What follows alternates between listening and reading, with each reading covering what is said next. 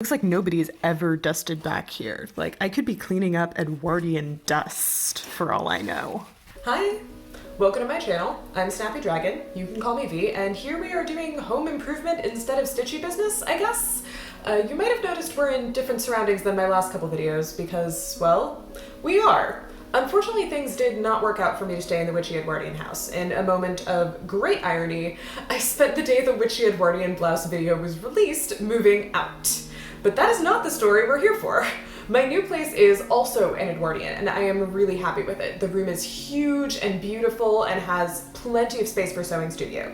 But it needed some work from both a practical and aesthetic standpoint. So without further ado, let's watch past Snappy Dragon do Sewist home improvement. This is the current state of my room. Mind, this is after I already unpacked all of the boxes of dishes and food and things that don't actually belong in here. And on the one hand, it's huge. On the other hand, it doesn't have any closets, hence this gigantic armoire thing. So it's gonna take a lot of doing to figure out where to put all of this and all of the fabric and craft supplies and that whole situation, because I'm entirely too used to just shoving it in a closet and forgetting about it.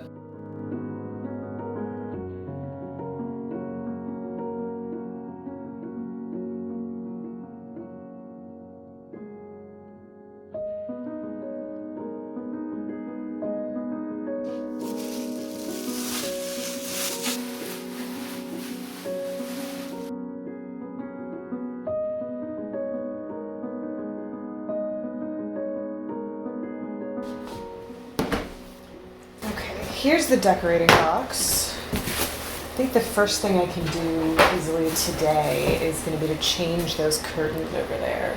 They don't let in a whole lot of light and their pattern isn't really my style, so I have these other ones that should be nicer, but I don't know if I can actually get up there even standing on a stool.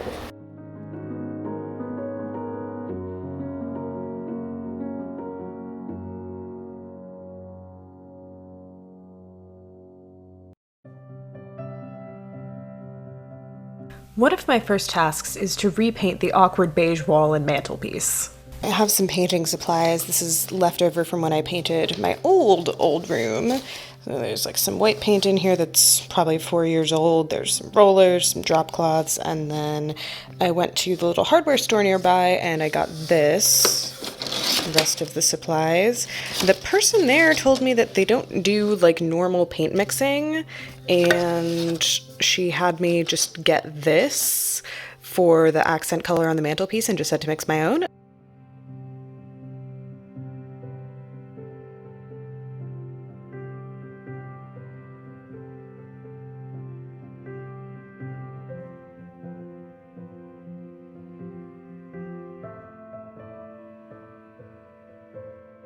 Here's an unfortunate thing. I had gone to the little neighborhood hardware and paint store and asked for just white paint, and what the person gave me is unfortunately an off-white cream sort of color.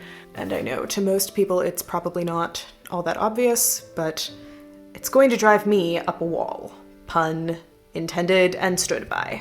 I decided to change plans and I'm going to just prime the mantelpiece today to make it easier to paint over this horrible beige nonsense. But then I came up here to start masking and oh my god, it doesn't look like anybody's dusted this in years, maybe decades.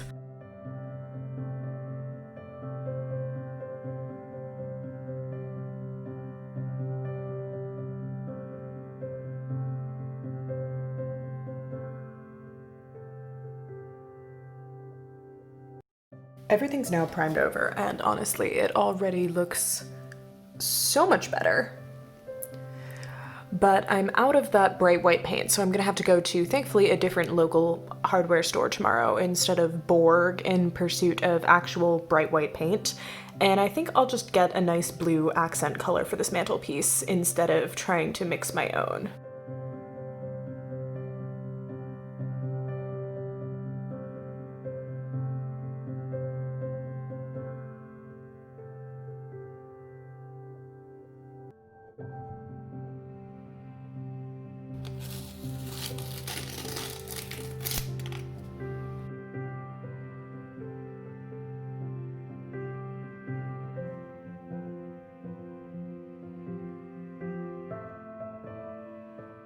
The state of the room is vastly improved with painting furniture back in place. It's actually starting to look like a usable crafting studio setup, but now I need to actually set it up. That means going into the boxes, figuring out where I want things to live, unpacking the fabric and the machines and everything I haven't unpacked yet, on a day where I haven't had the energy to really get out of my pajamas.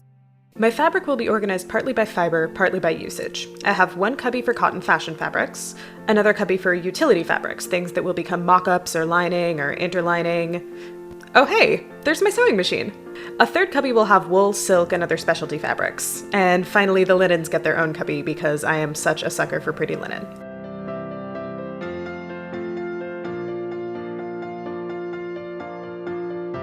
These little friends are wire staples. These are your absolute best friend if you want to just hang stuff from your walls, especially lights.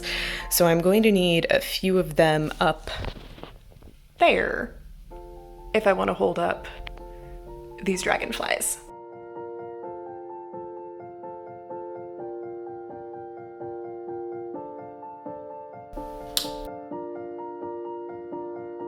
Next is costume storage. The dresses are on hangers, but there are a lot of props and oddly shaped items like corsetry, skirt supports, and pockets. These can all go in one of the flat boxes.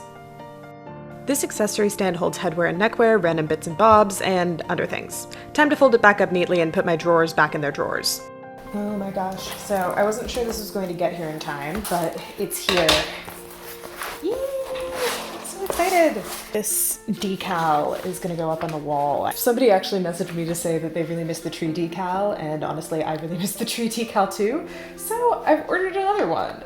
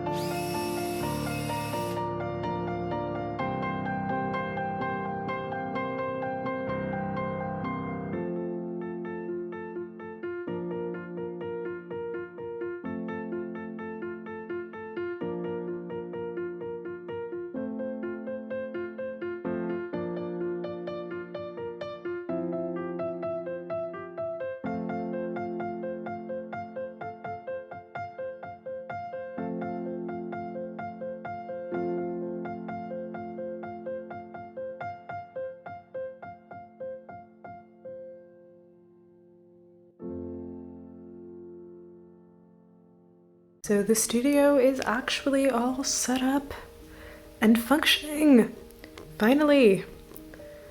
So how about I take you on a quick tour?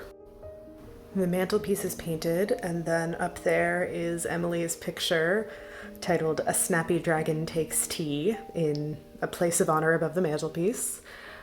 It looks so much better now that it's not beige. Flowers on each of those posts, a couple pretty things that I've been given as gifts on the actual mantelpiece, and then nothing in the fireplace. I might put a heater in there at some point. We'll see. I'm keeping ironing boards in that crevice there. This bookshelf has my small paper book collection. I normally read in ebooks. That box is patterns. And then under there is various craft supplies. There's like textile dyeing, metalworking, special effects makeup, normal makeup, makeup making supplies. There's so much stuff that I'm used to just throwing in closets, but astoundingly, it all kind of fit. My work table is set up at half size right now. It's completely usable. I've actually been using it to sew a very out of character project making modern underwear with my sewist housemate. So that's been fun. Good way to break in the setup. So under there, cutting tools, rulers, machine goes on that shelf when it's not in use. That little set of drawers holds tools and thread and things I reach for often. And the table's expanded up to half size right now. I could put the other side out if I wanted a full cutting table size. And of course, speaker, because can't do without music. And the tree decal is up. I think, if it's possible, I think I actually like this one better than the last one. It's absolutely beautiful. I have so many more leaves that I might end up adding over time and a ton more butterflies, but I added some of the three-dimensional butterflies just to make it extra fun. And then an absolute excess of fairy lights and pink flowers because who are we kidding? It's me. I've long since given up admitting that I like this stuff. I put the accessory stand over here. I'm not sure that if that's gonna be its final place or if it'll go somewhere else, but we'll see. And more storage. So bottom is UFOs and old undergarments that will be turned into cabbage. There's trim, millinery, packing supplies, and then there's my fabric organized. There's wools, silks, specialty stuff that I don't have a whole lot of, utility fabrics, so linings, interlinings, cottons, linens.